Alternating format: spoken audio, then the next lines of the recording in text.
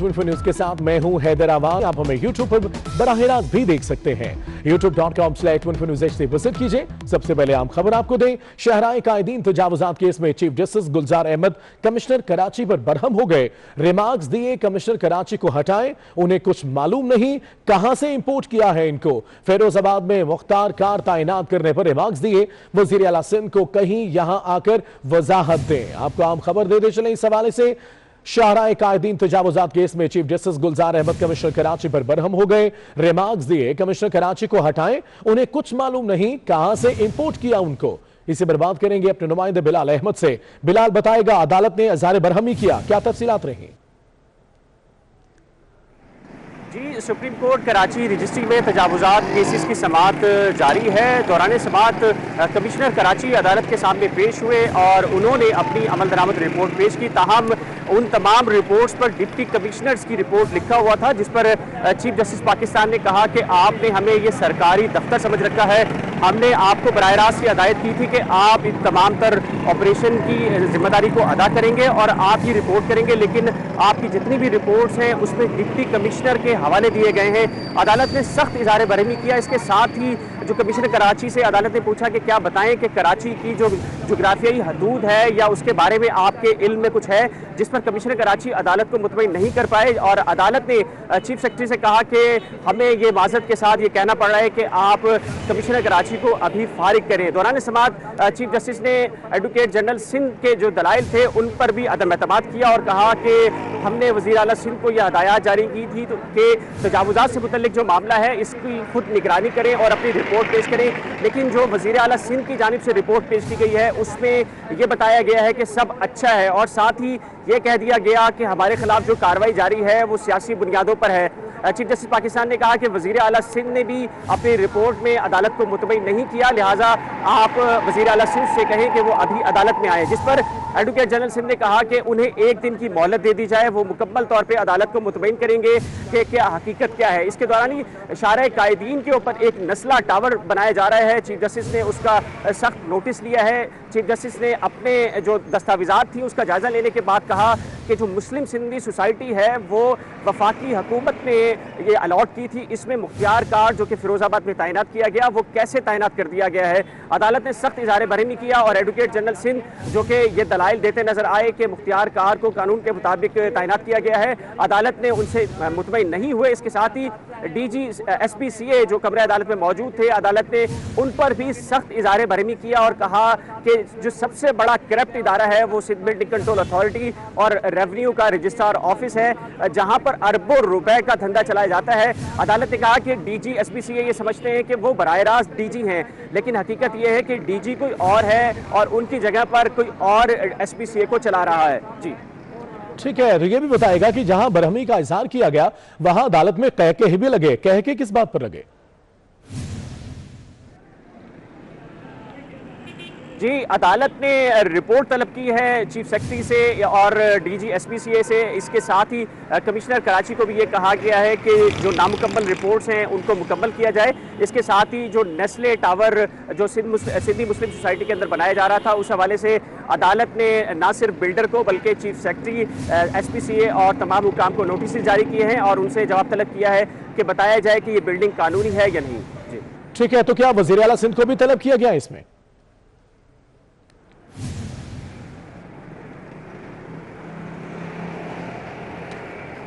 बताएगा वज़ीर आला सिंध को भी तलब करने की बात की गई है। अदालत की जानिब से कहा गया है कि वज़ीर आला सिंध को भी लाया जाए यहां पर।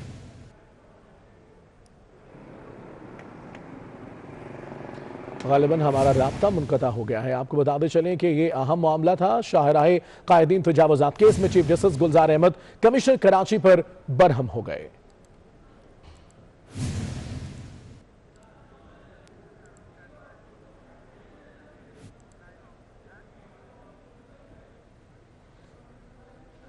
वज़ीर आज़म इमरान खान का कहना है कच्ची आबादी के लोगों को 600 घर दे रहे हैं। सस्ते घरों के लिए कई मराहिल तय किए हैं।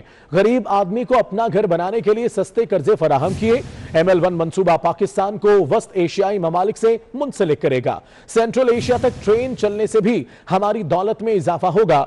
बंडल आइलैंड से बाहर से पैसा भी आएगा। वजीर आजम इमरान खान कहते हैं कच्ची आबादी के लोगों को 600 घर दे रहे हैं।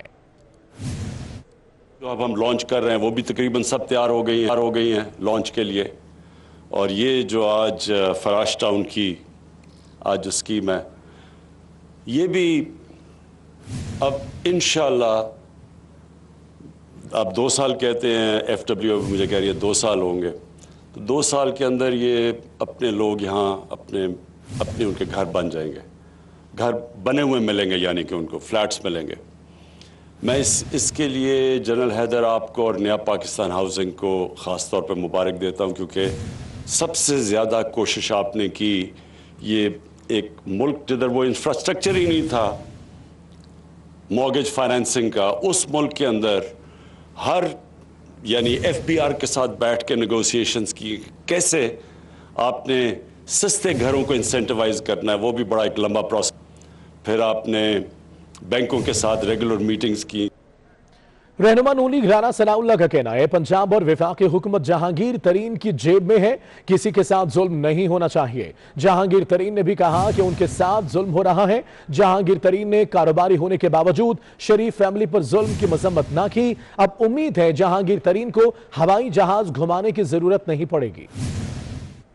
उनकी दाई जेब में और वफाकी हुकूमत उनकी बाई जेब में मौजूद। अगर वो अपने लोगों को, जबकि हमारे इल्म में है कि उनके साथ जो लोग कल यहाँ पे आए थे उनसे ज्यादा लोग उनके साथ हैं, तो वो अगर चाहेंगे तो ये हुकूमत का धड़न तख्ता जो है वो हो सकता है कि जब शरीफ फैमिली की कारोबारी ट्रांजैक्शंस को मनी लॉन्ड्रिंग बनाया गया, उस वक्त जहांगीर तरीन साहब ने ये बात नहीं कही कि ये जुल्म हो रहा है। जहांगीर तरीन साहब को तो समझ थी, वो तो कारोबारी आदमी थे। वो इमरान खान साहब जो, उन्होंने तो सारी जिंदगी कारोबार किया ही कोई नहीं है, उन्होंने तो सिर्फ सारी उम्र जो है वो मांगा है। लेकिन शरीफ फैमिली के साथ ये जुल्म हुआ, उनके जाती कारोबार की ट्रांजैक्शन को उठा के मनी लॉन्ड्रिंग बनाया गया।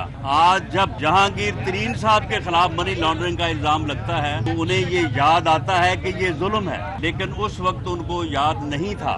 अब जब जालिम ही आके यहाँ पे कह रहे हैं, जो जुल्म करते रहे हैं, कि जी हमारे साथ जुल्म हो रहा है।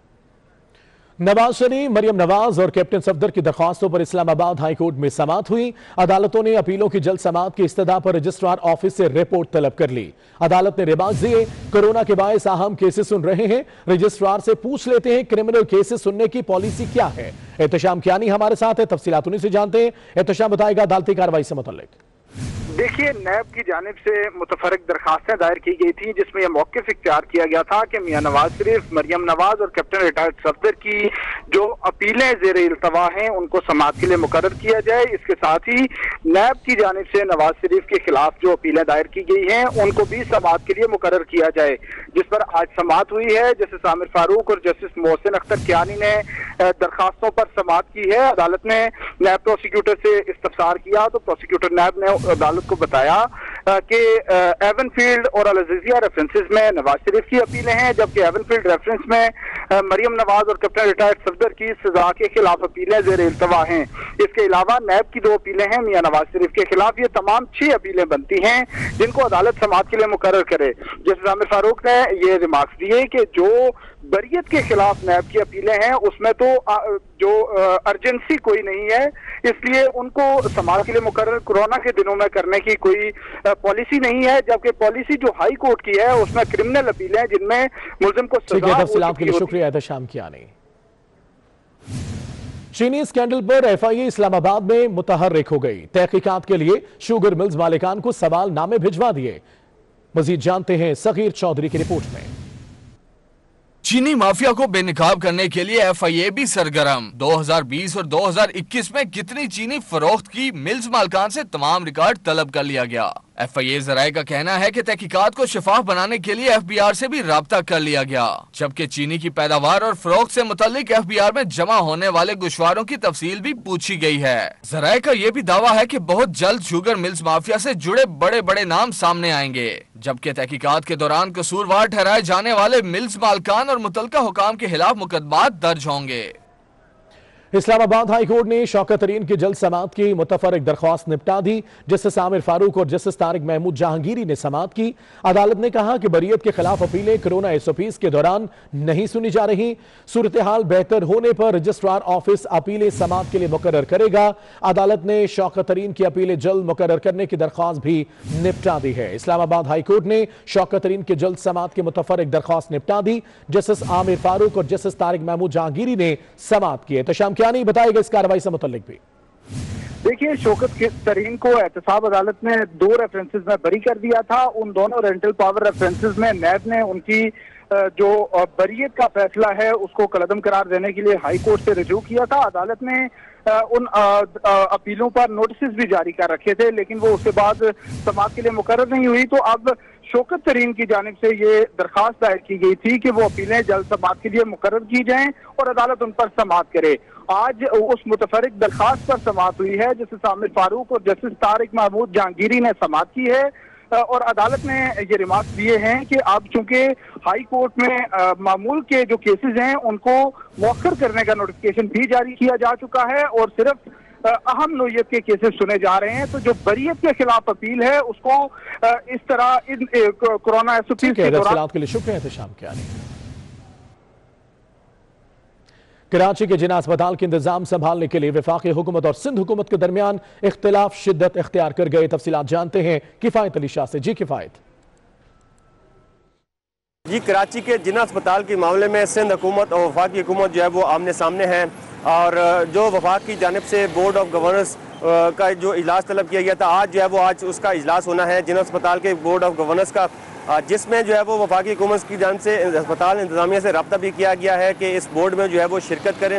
और दूसरी जानिब जो है वो हुकूमत सिंध यकसर मुस्तरद कर चुकी है इस बोर्ड ऑफ गवर्नर के इस फैसले को और इस इजलास के खिलाफ भी जो है उन्होंने कहा है कि जो अस्पताल इंतजामिया है वो ना सिर्फ ये कि इस इजलास में शिरकत ना करे, जबकि जो राब्ता है वफाकी हुकूमत से अगर इस हवाले से कोई किया जाता है उस सिलसिले में राब्ता भी जो है वो ना किया जाए।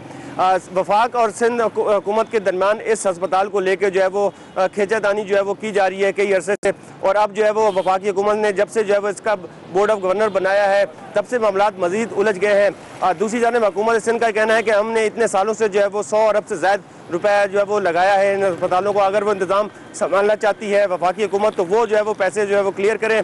दूसरी जानिब जो मुलाजमीन है उनमें जो है वो बेचैनी पाई जाती है और एक तासुर ये भी है कि जो मुलाजमीन है वो चाहते हैं कि सिंध हुकूमत के साथ रहें क्योंकि अब वो जो है वो सिंध हुकूमत के साथ कंफर्टेबल हैं और वहाँ से तमाम उनकी सैलरीज आती हैं, बजट अस्पताल का आता है। यही वजह है कि उन्होंने इसके हक के लिए जो है वो एहतजाजी मुजाहरा भी किया, हड़ताल पर भी गए कि वो वफाकी हुकूमत के इस फैसले के खिलाफ हैं। पर आज जो है वो इस बोर्ड ऑफ गवर्नर का इजलास है जिसमें जो है वो जिना अस्पताल की इंतजामिया। तफसीलात के लिए बहुत शुक्रिया आपका। और अब बात मौसम की। कराची के मौसम गर्म है, सूरज के तेवर भी कुछ अच्छे नहीं है। कराची का पारा आज 39 डिग्री तक जाने की तवक्को है। तफसीलात के लिए बात करते हैं आदिया नाज से। आदिया बताएगा मौसम कैसा रहेगा। जी बिल्कुल, शहर कायद में आज मतला साफ लेकिन मौसम गर्म और खुश्क रहेगा। महकमा मौसमात के मुताबिक शुमाल मशरिक की जानिब से चलने वाली हवाओं की रफ्तार जो है वो 4 से 5 नॉटिकल माइल है और जो गर्मी की शिद्दत है वो आज और कल बरकरार रहेगी। महकमा मौसमात का कहना है कि आज कम से कम जो दर्जा हरारत है वो 23 डिग्री सेंटीग्रेड रिकॉर्ड किया गया है, जबकि ज्यादा से ज्यादा दर्जा हरारत 39 डिग्री सेंटीग्रेड तक जाने का इम्कान है। और कल के हवाले से भी यही पेशगोई की गई है कि कल भी दर्जा हरारत जो है वो 38 से 39 डिग्री सेंटीग्रेड के दरमियान रहेगा। और अगर बात करें इस वक्त मौसम की और इस वक्त दर्जा हरारत की तो शहर कायद का इस वक्त का दर्जा हरारत 35 डिग्री सेंटीग्रेड है, जबकि अगर बात करें गर्मी की जो शिद्दत महसूस की जा रही है तो वो 38 डिग्री सेंटीग्रेड तक की शिद्दत जो है वो महसूस की जा रही है। कम से कम दर्जा हरारत सुबह के औकात में जो रिकॉर्ड किया गया वो 23 डिग्री सेंटीग्रेड है। और महकमा मौसमात का कहना है कि शाम में जो जुनूब की सिंध से चलने वाली हवाएं हैं उनकी रफ्तार भी 4 से 5 नॉटिकल माइल रहेगी और ये जो मौजूदा गर्मी की शिद्दत है ये रवां हर हफ्ते तक बरकरार रहेगी। जबकि बात करें अगर रमजानुल मुबारक के पहले अशरे की तो महकमा मौसमात का कहना है कि उसमें हीट वेव के आने का कोई खदशा नहीं है। इस हफ्ते यानी कि रवां हफ्ते में भी हीट वेव का कोई खदशा। तफसीलात के लिए बहुत शुक्रिया। खेल की बात करते हैं। 8 साला कौमी martial art champion Fatima Naseem ने फिर तारीख रकम कर दी। एल्बो स्ट्राइक मुकाबले में भारतीय खिलाड़ी का रिकॉर्ड तोड़कर पाकिस्तान आर्मी के नाम कर दिया। फातिमा नसीम ने 1 मिनट में 272 मर्तबा हाथों को कौनी से टच किया। मनाजिर भी आप देख सकते हैं। 8 साला कौमी martial art champion Fatima Naseem है जिन्होंने फिर तारीख रकम कर दी। एल्बो स्ट्राइक मुकाबले में भारतीय खिलाड़ी का रिकॉर्ड तोड़कर पाकिस्तान आर्मी के नाम किया। मैं बहुत खुश हूँ। मेरा ये रिकॉर्ड भारत की किरण उनियाल ने तोड़ दिया था। इन्होंने 258 एल्बो स्ट्राइक मारी थी और मैंने इनके मुकाबले में 272 एल्बो स्ट्राइक मारकर दोबारा ये रिकॉर्ड पाकिस्तान के नाम कर दिया। मुझे फौजी बनने का बहुत शौक है, इसलिए मैं अपना ये रिकॉर्ड पाकिस्तान आर्मी के नाम करती हूँ। जिस तरह पाकिस्तान आर्मी अपने मुल्क के लिए खिदमत करते हैं, इसलिए मैं भी चाहती हूँ कि मैं अपने मुल्क के लिए मजीद आर्मी रिकॉर्ड बना के पाकिस्तान का झंडा बुलंद कर मजीद खिदमत करूँ। पाकिस्तान जिंदाबाद। यह वक्त एक ब्रेक का, हमारे साथ रहिए। खुशामदीद कहेंगे। कोरोना की बात करते हैं। पाकिस्तान में कोरोना 24 घंटों में मजीद 98 अफराद की जिंदगियां निकल गया। मजमूई अमवात की तादाद 15,124 हो गई। वायरस से मजीद 5,329 नए मरीज सामने आए हैं। मुस्बत केसेस की शरह 10.69 रही है। तो कोरोना के बाद जारी है। पाकिस्तान में कोरोना 24 घंटे में मजीद 98 अफराद की जिंदगियां निकल गया।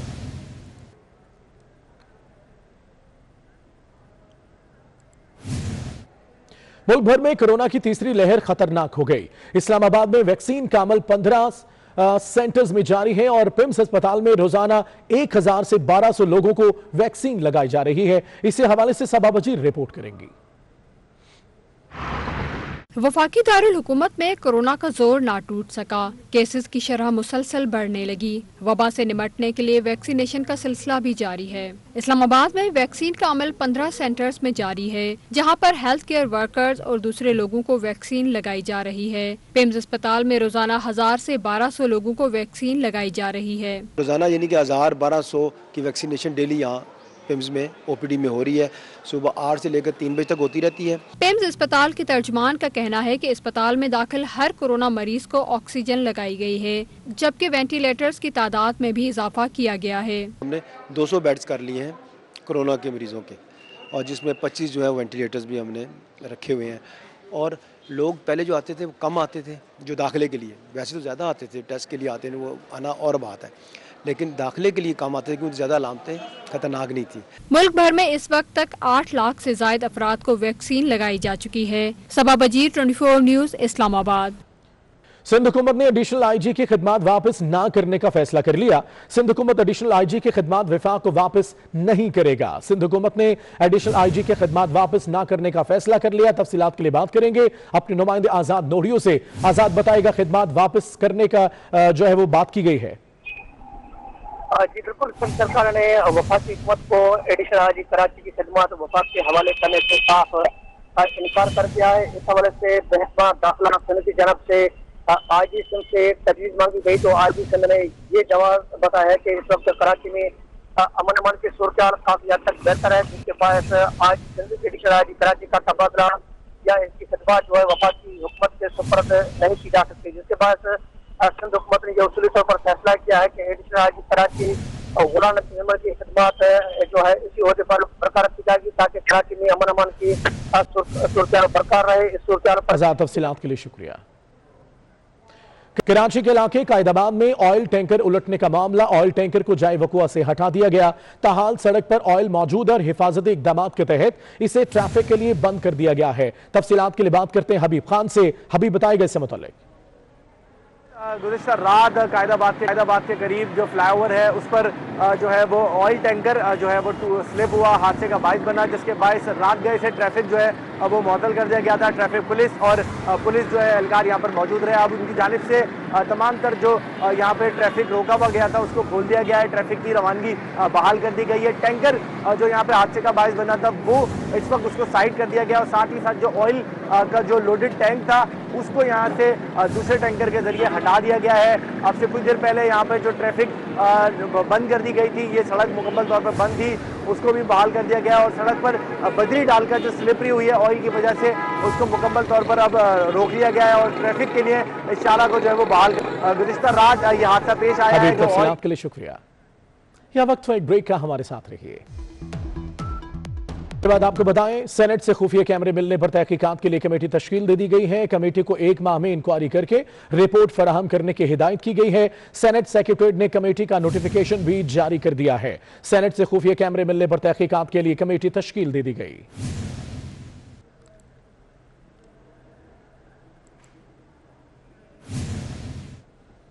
मुल्क में करोड़ों रुपए की सरमायाकारी करने वाले ओवरसीज पाकिस्तानी के खिलाफ 4 साल बाद नैब इंक्वायरी बंद कर दी गई। इस्लामाबाद हाईकोर्ट ने ओवरसीज पाकिस्तानी के खिलाफ नैब रावलपिंडी की कार्रवाई गैर कानूनी करार दे दी। एहतशाम कियानी बताएगा अदालती कार्रवाई से मुतल्लिक। देखिए, इस्लामाबाद हाई कोर्ट ने ओवरसीज पाकिस्तानी जिनका नाम जफर अब्बासी है, उनके खिलाफ जो नैब इंक्वायरी थी उसको गैर कानूनी करार देते हुए बंद करने का हुक्म दिया है। 4 साल तक ये नैब इंक्वायरी जारी रही है। अदालत ने नैब की कार्रवाई को बैरूनी सरमायाकारों के एतमाद में कमी का जिम्मेदार करार दिया है। बगैर सबूत ओवरसीज पाकिस्तानी सरमायाकार के खिलाफ नैब इंक्वायरी बदनीयती पर मबनी है, ये इस्लामाबाद हाई कोर्ट ने अपने फैसले में लिखा है। और यह भी लिखा गया है कि नैब हुकाम ने ओवरसीज पाकिस्तानी को 3 साल उलझाकर आखिर में इंक्वायरी बंद कर दी है। इंक्वायरी बंद कर दी गई। एहतशाम कियानी, तफसीलात के लिए शुक्रिया। साबका फाटर बलूचिस्तान के मेडिकल तलबा का पाकिस्तान मेडिकल कमीशन इस्लामाबाद के सामने धरना 11वें रोज से जारी है। तलबा तालिबात मेडिकल कमीशन की पॉलिसियों के खिलाफ सरापा एहतजाज है। तलबा ने आज से भूख हड़ताल का भी ऐलान कर दिया है। साबिका फाटा और बलूचिस्तान के मेडिकल तलबा का पाकिस्तान मेडिकल कमीशन इस्लामाबाद के सामने धरना जारी। खबरें और भी हैं मगर एक ब्रेक के बाद। न्यूज स्टूडियो से फिलहाल इतना ही।